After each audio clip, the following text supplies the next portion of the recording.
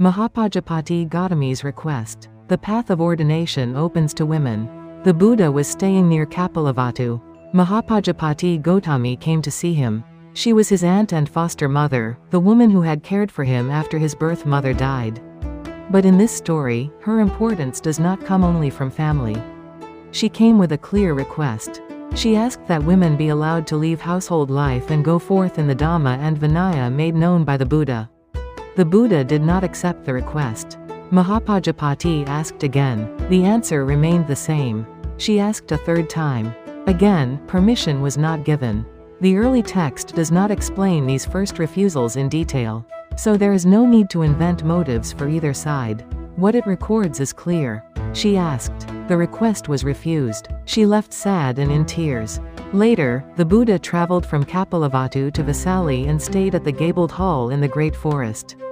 Mahapajapati's request did not remain behind. She cut off her hair, put on ochre robes, and set out for Vesali with many Sakyan women.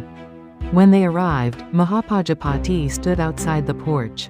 Her feet were swollen. Her limbs were covered with dust. She was crying. The request had not been granted, but she had not abandoned it.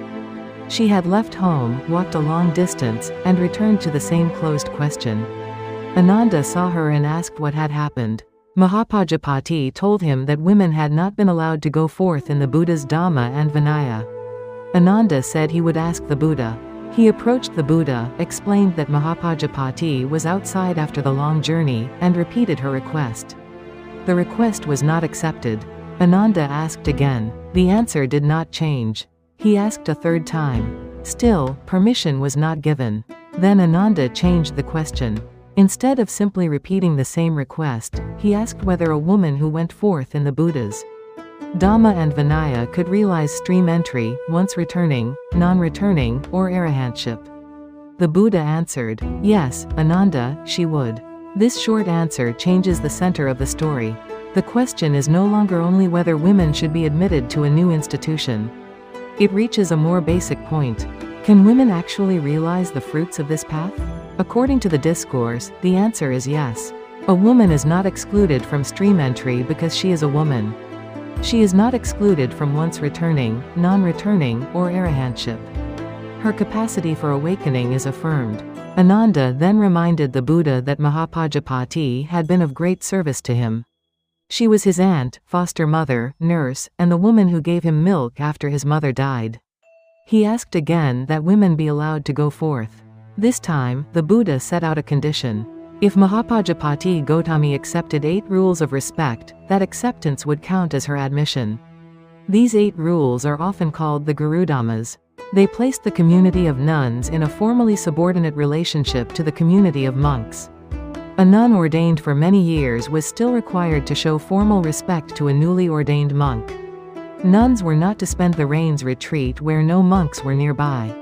Every half-month, they were to seek the date of the observance and an exhortation from the monks. At the end of the rains, they were to invite correction before both communities. Certain disciplinary procedures involved both communities. A female trainee had to complete 2 years of training before requesting full acceptance from both sanghas. A nun was not to insult or revile a monk, and the rules allowed admonition of nuns by monks while forbidding the reverse direction. These conditions cannot honestly be described as a simple moment of complete equality. The path opened, but it opened with hierarchy built into its structure.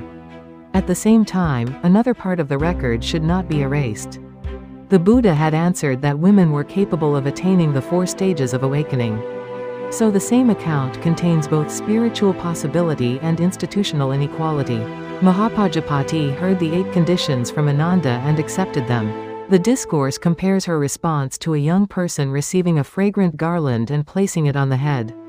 Ananda returned to the Buddha and reported her acceptance. In the Vinaya account, this became Mahapajapati's admission. A community of Buddhist nuns now had a beginning. This moment is often remembered because a door opened. But it matters what kind of door it was. Mahapajapati had asked 3 times and been refused. She then shaved her head, put on robes, traveled to Vesali, and stood outside with swollen feet. Ananda asked 3 more times and received the same answer.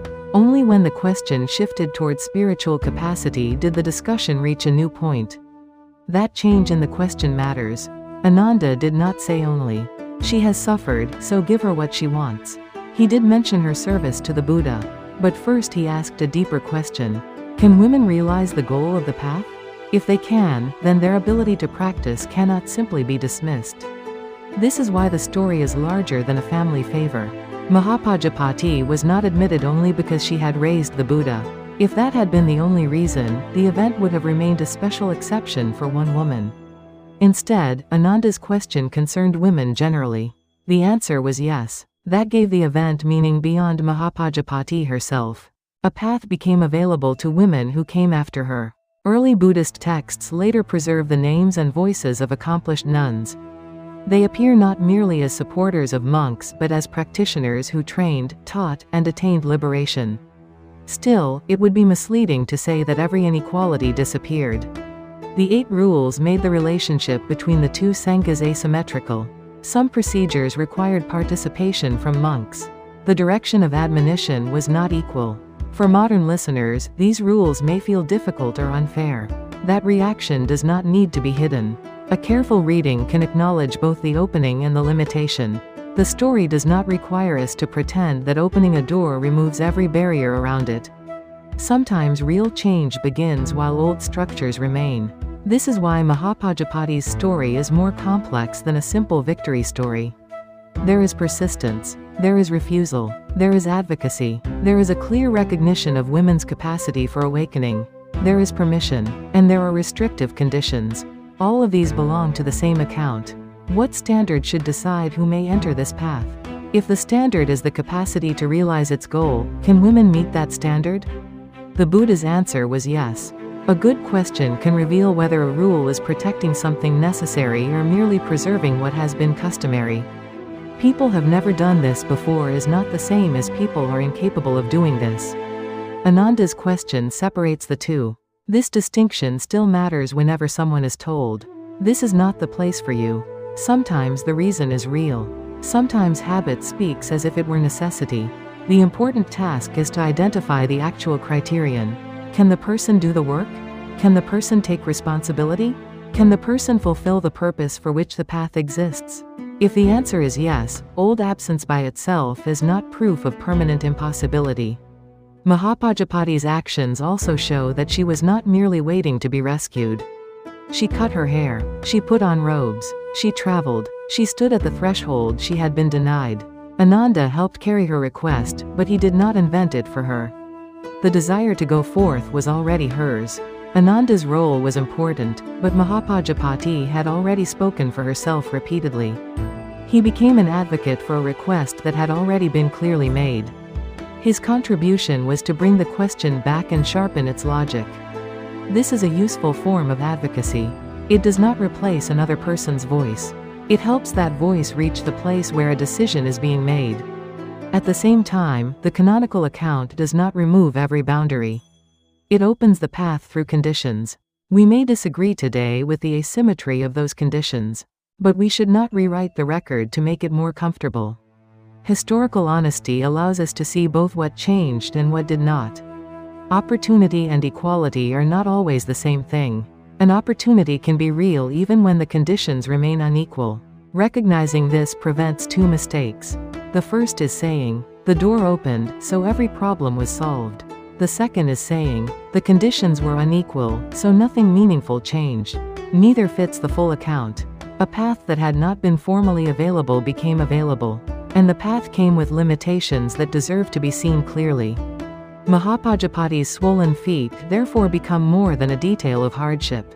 They mark the distance between a desire for practice and an institution that had not yet made room for it. Her walk did not complete anyone else's training. It made a beginning possible. Ananda's question did not grant awakening to anyone. It clarified that women possessed the capacity to pursue it. Opening a path is not the same as carrying someone to the end of it. Fair opportunity does not guarantee attainment. It gives someone the chance to begin and take responsibility for the work. Mahapajapati asked for that chance. The answer did not come quickly. She asked in Kapilavatthu. She was refused. She walked to Vesali. Ananda asked, He was refused. Then the question became more exact. Can women realize the fruits of the path? Yes, Ananda, she would. From there, the possibility of ordination was opened under conditions. Persistence alone was not enough. Emotion alone was not enough. Personal gratitude alone was not enough. The decisive question reached the purpose of the path itself. Who is capable of its goal? And once that capacity was acknowledged, the institution responded. Today, when someone asks to enter a space that has long been closed, may we not confuse unfamiliarity with impossibility. When we are the ones asking, may we have enough clarity to identify the real principle instead of only repeating our frustration. When we hold authority, may we be willing to ask whether our rules serve a necessary purpose or merely repeat an old pattern. And when change comes, may we be honest enough to see both the opportunity that has opened and the limitations that still remain. May the courage to ask, the patience to continue, and the wisdom to find the right question help create paths that people of real ability can genuinely enter and walk for themselves.